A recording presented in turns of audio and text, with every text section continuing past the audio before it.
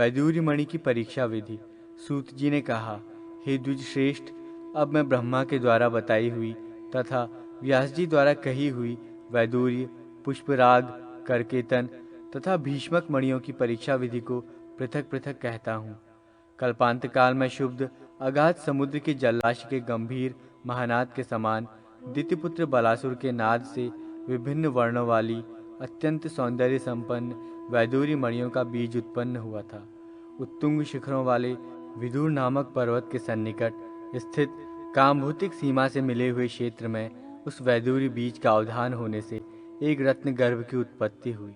बलासुर के नाद से उत्पन्न ये रत्नाकर महागुण संपन्न तथा तीनों लोकों का श्रेष्ठतम आभूषण स्वरूप है।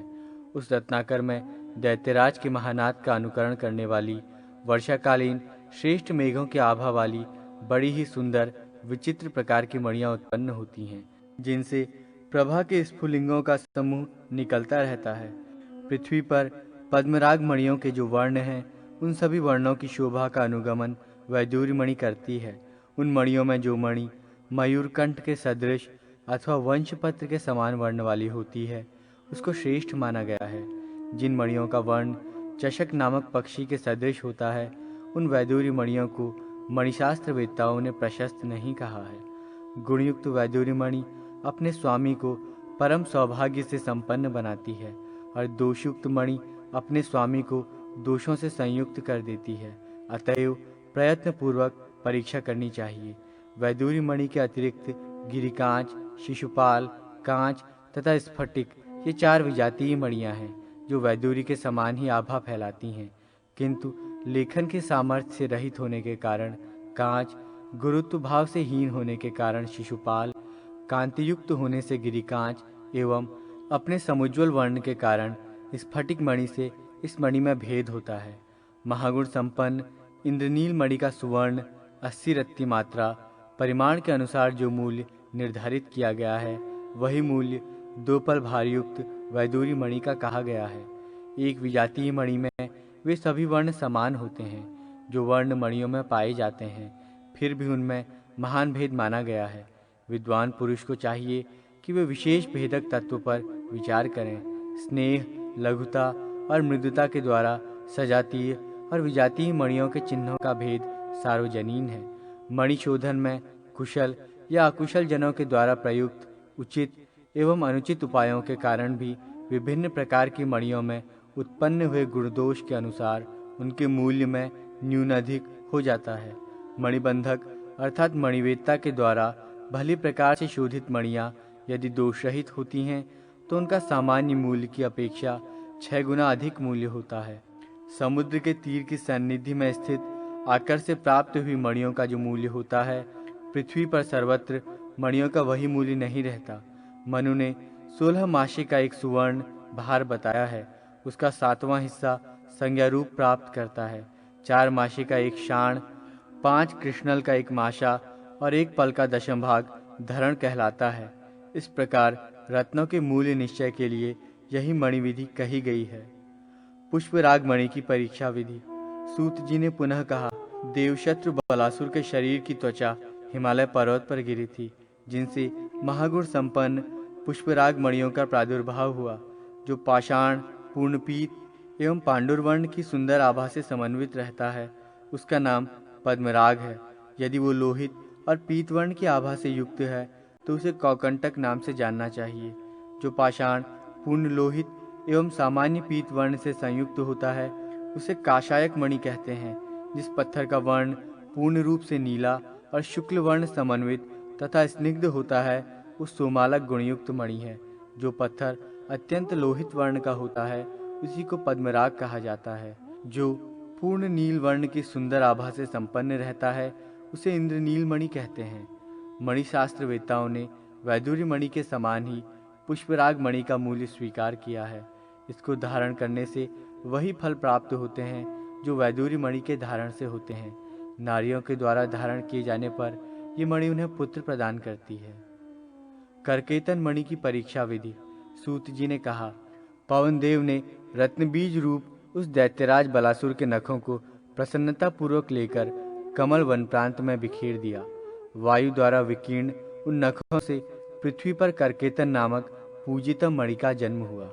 उसका वर्ण रक्त, चंद्र एवं मधु सदृश, ताम्र, पीत, अग्निवत प्रज्वलित, समुज्वल, नील तथा श्वेत होता है।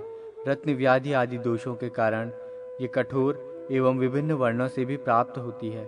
जो करकेतन मणियाँ स्निग्ध, स्वच्छ, समराग, अनुरंजित, पीत, गुरुत्व धर्म से संयुक्त एवं विचित्र आभा से व्याप्त तथा संताप, व्रण और व्याधि आदि दोषों से रहित होती हैं, उन्हें विशुद्ध या परम पवित्र माना गया है। स्वर्ण पत्र में संपुटित कर जब उन मणियों को अग्नि में शोधित किया जाता है तो वे अत्यधिक दैदीप्यमान हो उठती हैं।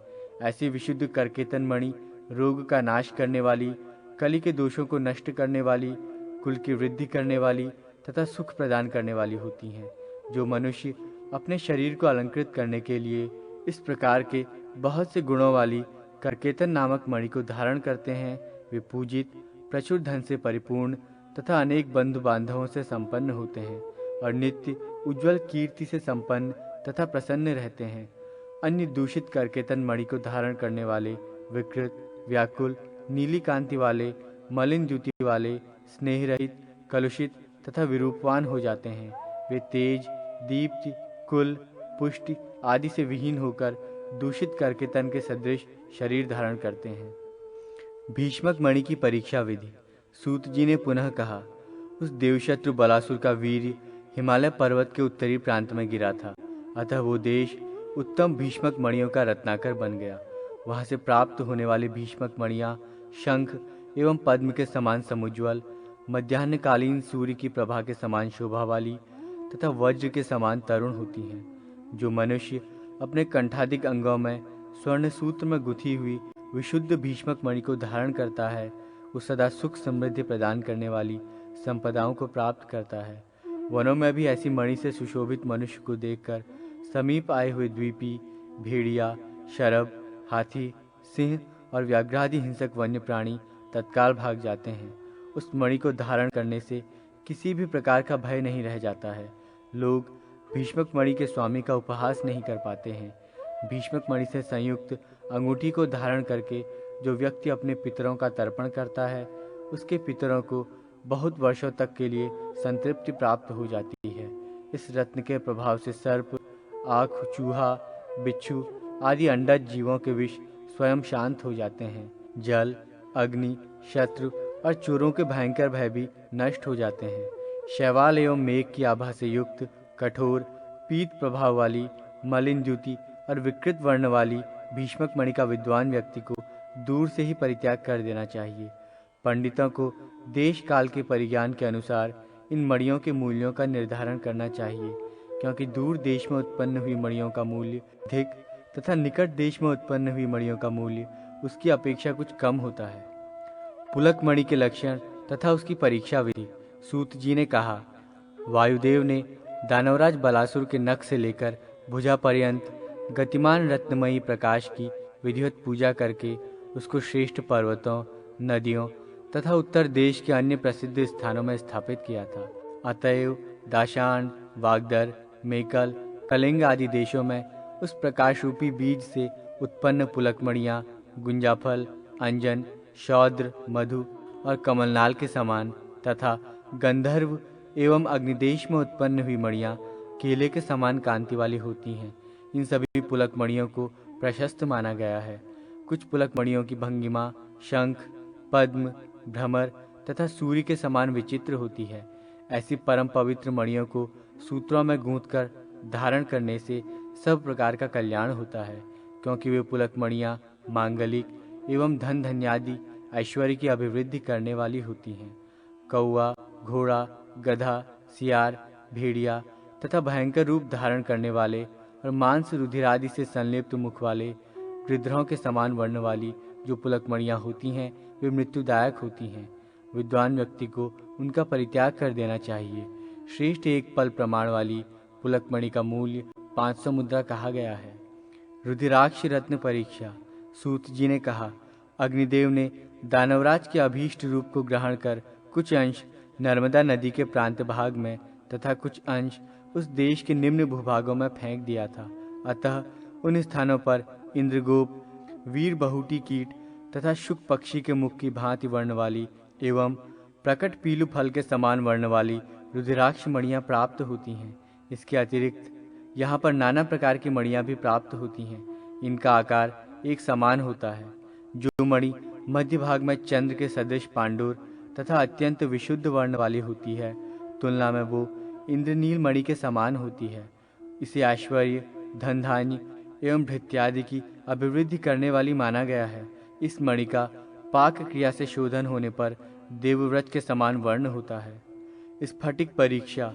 सूत जी ने कहा, हलधारी बलराम ने उस दैत्यराज के मेधा भाग को लेकर कावेरी, विंध्य, यवन, चीन तथा नेपाल देश के भूभागों में प्रयत्न पूर्वक बिखेरा था।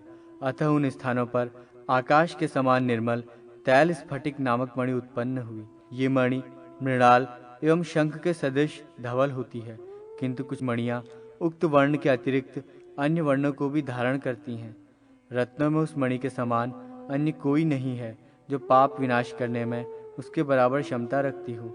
शिल्पकार के द्वारा संस्कारित होने पर ही स्फटिक के मूल्य का कुछ आकलन किया जा सकता है। विद्रुम मणि की परीक्षा। सूत जी ने पुनः कहा, हे शौनक, शेषनाग ने उस बलासुर के अंतर्भाग को ग्रहण कर केरल आदि देशों में छोड़ा था। अतएव उन स्थानों पर महागुण संपन्न विद्रुम मणियों का जन्म हुआ। उन विद्रुम मणियों में जो खरगोश के रक्त के समान लोहित होती हैं अथवा गुंजाफल या जपा पुष्प की आभा को धारण करती हैं, उन्हें श्रेष्ठ माना गया है। नीलदेश, देवक तथा रोमक नामक स्थान इन मणियों की जन्मभूमि है। उनमें उत्पन्न हुई विद्रुम मणि अत्यंत लाल वर्ण की होती है। अन्य स्थानों से प्राप्त होने वाली मणियाँ प्रशस्त नहीं मानी गई हैं। शिल्पकला के विशेष योग कौशल पर ही इनके मूल्य का निर्धारण होता है। जो विद्रुम मणि सुंदर, कोमल, स्निग्ध तथा लाल लाल वर्ण की होती है, वो निश्चित ही इस संसार में मनुष्य को धनधान्य संपन्न बनाने वाली तथा उसके विषादिक दुखों को दूर करने वाली होती है। गंगा आदि विविध तीर्थों की महिमा। सूत जी ने कहा, हे शौनक, अब मैं समस्त तीर्थों का वर्णन करूंगा। जितने भी तीर्थ हैं उनमें गंगा उत्तमोत्तम तीर्थ है। यद्यपि गंगा सर्वत्र सुलभ है, किंतु हरिद्वार, प्रयाग एवं गंगा सागर के संगम इन 3 स्थानों में वो दुर्लभ है। प्रयाग परम श्रेष्ठ तीर्थ है, जो मरने वाले को मुक्ति और भुक्ति दोनों प्रदान करता है। इस महातीर्थ में स्नान करके जो अपने पितरों के लिए पिंडदान करते हैं, वे अपने समस्त पापों का विनाश कर सभी अभिष्टों की सिद्धि प्राप्त करते हैं। वाराणसी परम तीर्थ है। इस तीर्थ में भगवान विश्वनाथ और केशव सदैव निवास करते हैं। कुरुक्षेत्र भी बहुत बड़ा तीर्थ है। इस तीर्थ में दान आदि करने से ये भोग और मोक्ष दोनों की प्राप्ति कराने वाला है। प्रभास श्रेष्ठतम तीर्थ है, जहाँ पर भगवान सोमनाथ विराजमान रहते हैं। द्वारका अत्यंत सुंदर नगरी है। ये मुक्ति भुक्ति दोनों को प्रदान करने वाली है। पूर्व दिशा में अवस्थित सरस्वती पुण्यदायिनी तीर्थ है। इस प्रकार सप्त सारस्वत परम तीर्थ है। केदार तीर्थ समस्त पापों का विनाशक है। संभल ग्राम उत्तम तीर्थ है। बद्रिकाश्रम भगवान नर नारायण का महातीर्थ है, जो मुक्ति प्रदायक है। श्वेत द्वीप, मायापुरी, हरिद्वार, नैमिषारण्य, पुष्कर, अयोध्या, चित्रकूट, गोमती, वैनायक, रामगिरी आश्रम, कांचीपुरी, तुंगभद्रा, श्रीशैल, सेतुबंध रामेश्वर, कार्तिकेय, भृगतुंग, कामतीर्थ, अमरकंटक, महाकालेश्वर की निवास भूमि उज्जैनी, श्रीधर हरि का निवास स्थान कुब्जक, कुब्जाम्रक, कालसर्पी, कामद, महाकेशी, कावेरी, चंद्रभागा, विपाशा, एकाम्र, ब्रह्मेश, देवकोटक, रम्य मथुरापुरी, महानद शोण तथा जम्बूसर नामक स्थानों को महातीर्थ कहा गया है। इन तीर्थों में सदा सूर्य, शिव, गणपति, महालक्ष्मी एवं भगवान हरि निवास करते हैं। यहाँ और अन्यान्य पवित्र स्थानों में किया गया स्नान, दान, जप, तप, पूजा, श्राद्ध तथा पिंडदान आदि अक्षय होता है। इसी प्रकार शालग्राम तथा पाशुपत तीर्थ भी परम पवित्र तीर्थ है, जो भक्तों को सब कुछ प्रदान करते हैं। कोकामुख, वाराह, भांडीर और स्वामी नामक तीर्थ महातीर्थ के रूप में विख्यात हैं। लोहदंड नामक तीर्थ में महाविष्णु तथा मंदार तीर्थ में मधुसूदन निवास करते हैं। कामरूप महान तीर्थ है। इस स्थान में कामाख्या देवी सदा विराजमान रहती है। पुण्यवर्धन तीर्थ में भगवान कार्तिकेय प्रतिष्ठित रहते हैं। विरज, श्री पुरुषोत्तम, महेंद्र पर्वत, कावेरी, गोदावरी, पयोष्णी, वर्धा, विंध्य और नर्मदा भेद नामक महातीर्थ समस्त पापों के विनाशक हैं। गोकर्ण, माहिष्मति, कलिंजर एवं श्रेष्ठ शुक्ल तीर्थ को महातीर्थ माना गया है। यहाँ पर स्नान करने से मोक्ष की प्राप्ति होती है। इस तीर्थ में भगवान शांगधारी हरि निवास करते हैं। भक्तों को सब कुछ देने वाले विरज तथा स्वर्णाक्षम तीर्थ भी उत्तम तीर्थ हैं। नंदी तीर्थ मुक्तिदायक और कोटि तीर्थों का फल प्रदान करने वाला है। नासिक, गोवर्धन, कृष्णा, वेणी, भीमरथी, गंडकी, इरावती, बिंदुसर तथा विष्णु पादोदक महापुण्य प्रदायक परम तीर्थ हैं। ब्रह्म ध्यान और इंद्रिय निग्रह महान तीर्थ हैं। दम तथा भावशुद्धि श्रेष्ठ तीर्थ है। ज्ञान रूपी सरोवर और ध्यान रूपी जल में राग द्वेषादि रूप मल का नाश करने के लिए ऐसे मानस तीर्थ में जो मनुष्य स्नान करता है वो परम गति को प्राप्त करता है। ये तीर्थ है, ये तीर्थ नहीं है। जो लोग इस प्रकार के भेद ज्ञान को रखते हैं उन्हीं लोगों के लिए तीर्थ गमन और उसके उत्तम फल का विधान किया गया है। किंतु जो सर्वत्र ब्रह्ममय है ऐसा स्वीकार करते हैं उनके लिए कोई भी स्थान अतीर्थ नहीं है। इन सभी में स्नान, दान, श्राद्ध, पिंडदान आदि कर्म करने से अक्षय फल प्राप्त होता है। समस्त पर्वत, समस्त नदियाँ एवं देवता, ऋषि मुनि तथा संतों आदि से सेवित स्थान तीर्थ ही है। श्री रंगपत्तनम भगवान हरि का महान तीर्थ है। ताप्ती एक श्रेष्ठ महानदी है। सप्त गोदावरी एवं कोणगिरी भी महातीर्थ हैं। कोणगिरी तीर्थ में महालक्ष्मी नदी के रूप में स्वयं विराजमान रहती हैं। सह्य पर्वत पर भगवान देव देवेश्वर एकवीर तथा महादेवी सुरेश्वरी निवास करती हैं।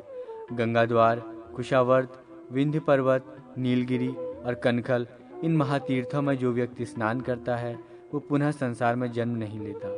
सूत जी ने आगे कहा कि उपयुक्त वर्णित और अन्य जो अवर्णित तीर्थ हैं सभी स्नानादि क्रियाओं को संपन्न करने पर सदैव सब कुछ प्रदान करने वाले हैं। इस प्रकार भगवान श्रीहरि से तीर्थों का महात्म्य सुनकर ब्रह्मा ने दक्ष प्रजापति आदि के साथ महामुनि व्यास को उनका श्रवण कराया और पुनः तीर्थोत्तम तथा अक्षय फल देने वाले तथा ब्रह्मलोक प्रदान करने वाले गया नामक तीर्थ का वर्णन किया।